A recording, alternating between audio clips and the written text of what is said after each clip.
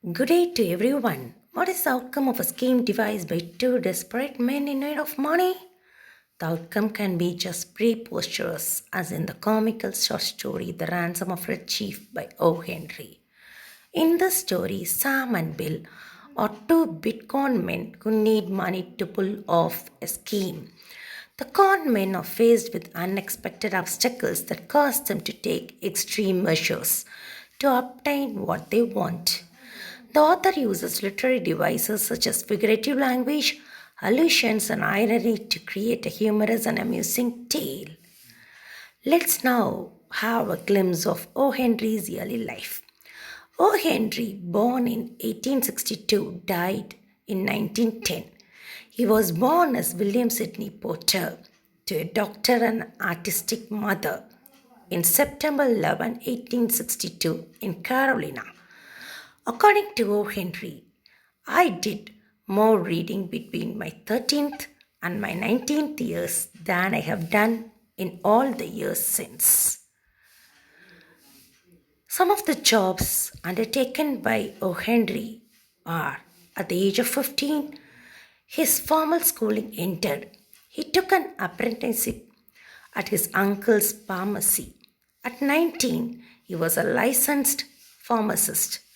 After his marriage in 1862, O. Henry began perfecting his short stories, which he previously had written simply to entertain his friends.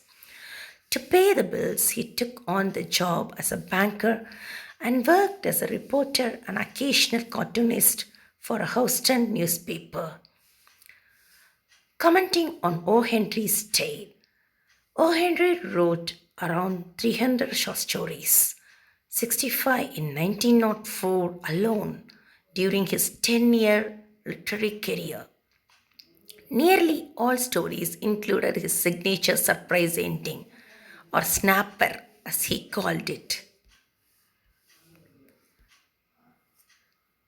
The philosophy on writing, as per O. Henry's words: I'll give you the whole secret of short story writing. Rule number one: write short stories that please yourself.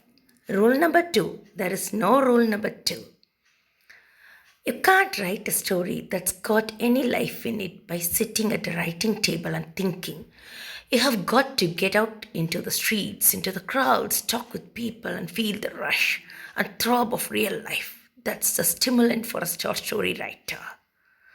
O. Henry's exemplified his philosophy in his variety of life experiences and travels to North Carolina, Texas, and New Orleans.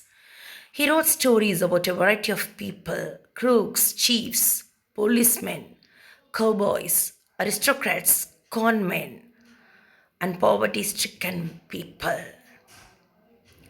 The Ransom of Red Chief, first published in July 6, 1907 issue of the Saturday Evening Post, follows two men who kidnap and demand a ransom for a wealthy Albanian's son.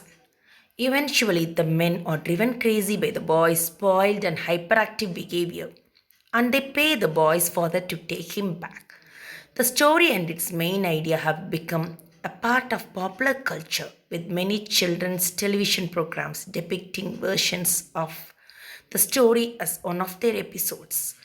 It has also been often used as a classic example of two ultimate comic ironies: a supposed hostage actually liking his abductors and enjoying being captured, and his captors getting their just desserts by having the tables turned on them and being compelled to pay to be rid of him. The setting of The Ransom of Red Chief was written in 1910 and set in a small town called Summit in the deep south of Alabama. The story of the Ransom of Red Chief has become a familiar cultural theme. The most notable is the Home Alone and Dennis the Menace movies. Let us now have a look at the literary elements in the story. The narrator is Sam. The tone and mood is humorous. Theme is kidnapping and poetic justice. The protagonists are the two adventurers Sam and Bill. The antagonist is the little boy. The author has used foreshadowing technique The boy is not afraid of his kidnappers, which foreshadows troubles for the men. There is biblical allusion, the biblical legend about David and Goliath in the story. The paradox that pervades in the story is the little boy is capable of making the two criminals almost lose their minds. Metonymy and synecdoche are used in the short story. Summit couldn't get after us with anything stronger than constables. Imagery is also used in the short story by O. Henry. The place to hide and the peaceful town, a little mountain covered with dense cedar brake, as a place of refuge. Screams are also used. There weren't yells or howls or shouts or whoops or yawns, such as you would expect from a mindless set of vocal organs. They were simply indecent, terrifying, humiliating screams such as women emit when they see ghosts or caterpillars. The irony in the story is a troubled sleep, paying the ransom instead of receiving, and nerves of the kidnappers going down. O. Henry has used similes, metaphors, and symbols. Some are, it looked like a good thing, but wait till I tell you. Over towards Summit, I expected to see the sturdy yeomanry of the village, armed with scythes and pitchforks, beating the countryside for the dastardly kidnappers. Once Ham heard a heavy thud and a kind of sigh from Bill, like a horse gives out when you take his saddle off. During one game, Bill gets down on his all fours and a look comes in his eye like a rabbit's when you catch it in a trap. Red hair is also used as a symbol in the short story. The victim of the kidnapping, little Johnny Dorset, aka Red Thief, has red hair. Symbolically speaking, red hair has long been associated with a wild disposition and uneven temperament. King Herod is a symbol of Bill's increasing frustration with Red Chief. Johnny's alter ego, Red Chief, the name of a tribal leader, symbolizes who is really in charge here.